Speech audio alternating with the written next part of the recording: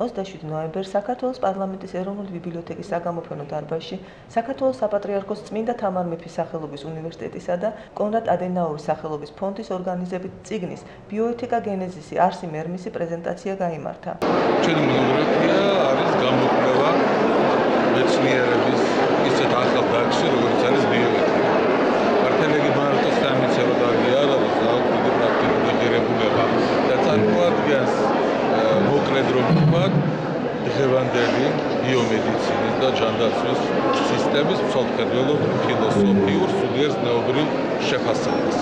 ამგვარი შეფასება რა თქმა უნდა მსოფლმხედველობის მიხედვით შეიძლება იყოს მეტად განსხვავებული.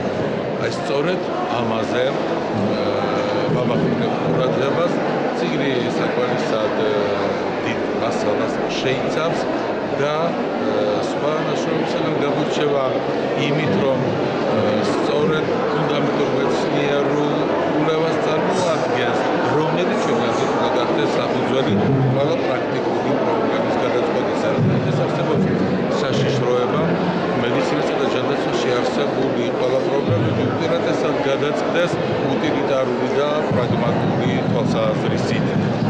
ამდენად ჩვენ შემოვიტანეთ ქრისტიანული და სულიერ ჰუმანიტარული და ადამიანური გაზომილება და ვთვლით, რომ ამგვარი მიღება იქნება აუცილებელი, ამგვარი მიღება გამართლებული კაცობრიობის გადასარჩენად, ადამიანთა ბედნიერების გადასარჩენად და უკეთესი უმრავლეს დასამართლებლად.